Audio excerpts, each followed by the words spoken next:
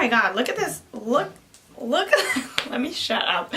Welcome back to my channel. It's officially 2017. I'm especially excited for this new year because 2016 was not a good year for me. It was not.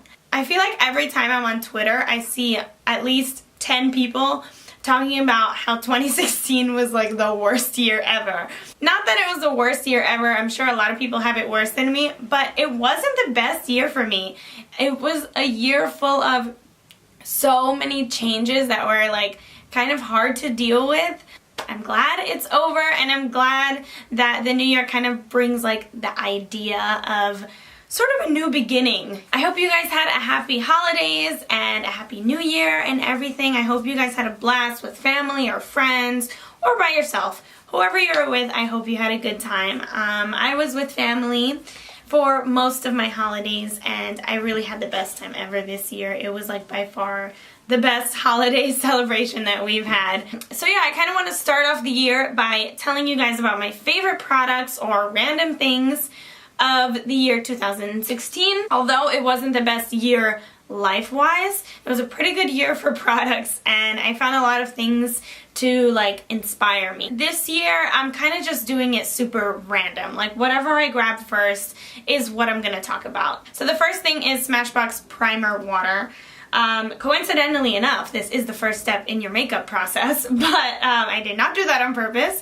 It was kind of new this year because no brand had ever come out with a primer that was a spray. Usually people would use Max Fix Plus and just spray it on like before or after their makeup, but this one claims to be a primer water, so that was what it was kind of like stood out to me this year. Well, when I purchased the product, I loved the way it felt when I first sprayed it on my face and then putting my foundation over it while my skin is just a little bit damp.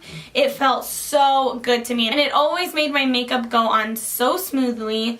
It also helped me blend out. If I was doing like a cream contour, I would just wet my brush with this and then blend out the contour, or just any cream product that I was using that might be a little bit hard to work with. This was my man, so I loved it. The RCMA No Color Powder. Oh my god, look at the powder like flying out everywhere.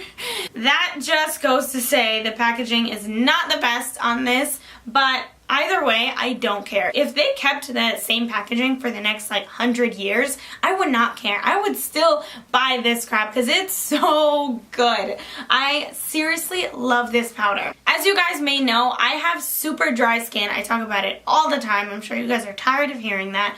This powder just blurs everything on my skin. Like, I've put some powders on my face after foundation. I would put my foundation on and my concealer, everything, and then put the powder on, and it would just like emphasize every little pore, every little crease, every little scratch, every little tiny thing on my face. It would emphasize. This does the complete opposite. This blurs out everything on my skin. It makes my skin look like I put it on Facetune and used that little blurring feature and just like blurred my whole face, except in real life. This was like such a good find for me this year. I recommend it to absolutely anyone, whether you have dry skin, whether you have normal to dry skin, oily skin, you really cannot go wrong with this. So I know highlighting and contouring was a huge thing this year. And I wanted to talk about two concealers that I really fell in love with. These are the LA Girl Pro Concealers, and honestly, I have so many good things to say about this concealer collection as a whole. There's a wide range of light skin tones and a wide range of dark skin tones in these concealers. I give a brand a lot of respect when they put thought into having different skin tones in their concealers, because there are so many different skin tones on this earth. Like, you can't just come out with a whole collection of like 81 different peachy, like light pale shades and then come out with like 3 dark shades. It's just, it does not make sense. So I really love that this brand does have a wide range of dark tones. And not only that, but they have a very good range of color correcting tones. So they have these in like green colors, in salmon colors, to cancel out any redness or any purpleness that you may have in your skin from veins. They just really thought about it all when they came out with these. They last really long on me. They feel good. It doesn't feel too cakey or too heavy. Yet another thing that is so amazing about these concealers is they're only $5. I use the darker one to contour my face and the lighter one to conceal, and I also have a bunch of other colors that I use on clients when I go do makeup jobs, and I'm just obsessed with these. I love them. I'm just gonna rush through blush, bronzer, and highlight. There are 3 things that I used so much this year. Like, probably every tutorial I used one of these products in them.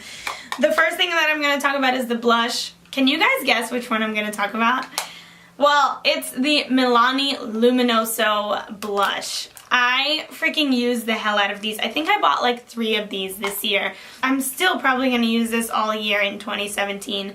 It's just the perfect peachy color with a little bit of glow, not too much sparkle, and I absolutely love it, as you guys probably already know. My highlight of the year is MAC's Soft and Gentle. I also used this in almost every tutorial. I'm completely out of this thing now. There's like no more, but I love this one. It's the perfect warm champagne color, but it's not too gold and it's not too peachy. For me, it's absolutely perfect. My Physicians Formula Butter Bronzer, and this one is in the shade Bronzer slash Bronzer?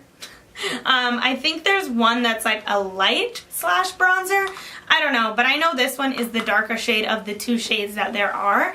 First of all, oh my god, it smells like coconut on a beach. Coconut on a beach. Every time I put this bronzer on, my boyfriend is like, oh my god, you smell so good. I'm like, I know, it's my bronzer. Not only does it smell so good, but the formula is so like, it's a powder, but it almost feels like a creamy texture. It's so nice and yummy, and this is definitely my favorite bronzer of the whole year. I'm going to talk about a foundation just because I always like to tell you guys just one staple foundation that I love this year. I'm very like indifferent. It's hard for me to really love a foundation, and it doesn't really happen that often where I absolutely hate a foundation. I feel like I'm always kind of like, like, okay, I'll use it because it's there and I have it.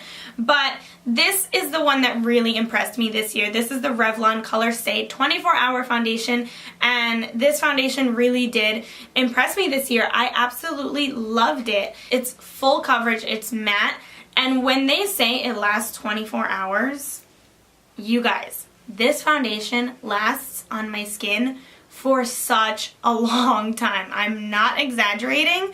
This thing lasts so long. I've spoken about it before in some of my favorites videos, and I absolutely love it. This year, it's for sure been my favorite foundation. I gotta give it up to NYX Cosmetics.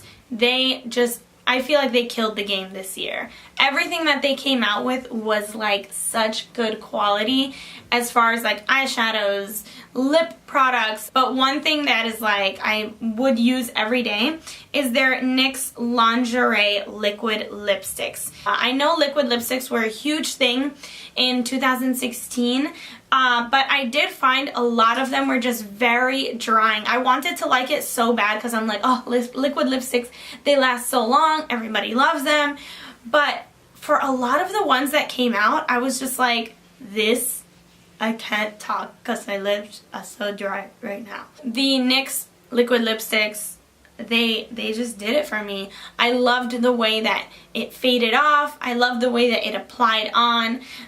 They last super long, and these 2 colors that I have are my absolute favorite. This darker one is in the shade called Ruffle Trim, and this one is in the shade called Lace Detail. So this one is a pretty nude color, and this one is a beautiful mauve color. No liquid lip beats this line for me. I mean, I'm in love with these. Next, I'm going to talk about a couple of brushes that I ventured into this year.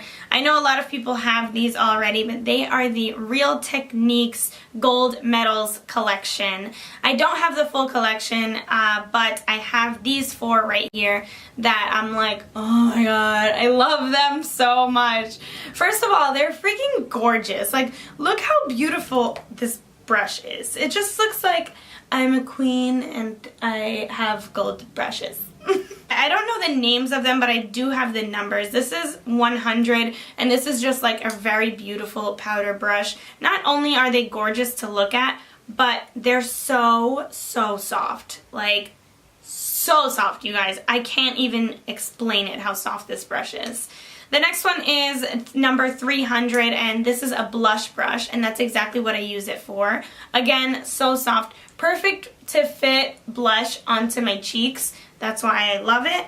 And then these two are, let's see, this smaller one is 203 and this one is 200. I can use this for eyeshadow if I want to like put one color all over my lid, but what I've been using it for lately is just to put highlight on the bridge of my nose and on the tops of my cheeks, just because I like that it is smaller so it doesn't put too much highlight all over my cheeks, which I don't really like. So this one is perfect for that. And then this one is just a perfect small blending brush. It's not extremely huge, so I can be a little bit more detailed with it. I've been seriously loving these brushes. I want to get a cup on my desk just so I can have these on display because they're so pretty. Super random, but I did want to talk to you guys about this. One thing that I became obsessed with in 2016 is creating to-do lists. I feel like I've had a habit of creating to-do lists all my life. I don't know if that's just me or if that's everybody. I think I mentioned this in last year's yearly favorites, but I do want to recommend it in every yearly favorites because making a to-do list seriously makes me feel so organized with my life. I have it right here, like I keep it on top of my laptop, and when I wake up in the morning, it's the first thing that I see. So I can write everything that I want to do the night before. I'll write everything down, and then when I wake up in the morning, the first thing I see is my to-do list, and it's just a reminder of, you know, okay, I want to get this done, I want to get that done, let's try to work my day out to get those things in. And I'm not too hard on myself if I don't finish everything, but you know, if I get a few things done, I'm able to just check them off, and it's really gratifying to be able to just like check something off, like, okay, I'm done, I am a successful human being. So I really like doing that, and I do recommend it to everybody. I'm gonna have a video a little bit after this one talking about sort of the way my life has been going career-wise and stuff like that. I feel like this year taught me so much on how to just like buckle down, realize what it is that you want, and just freaking go for it. Stop being scared, stop talking yourself out of it, stop being fearful of what other people are gonna think about what you're doing. Just do it. And that is like mood right now.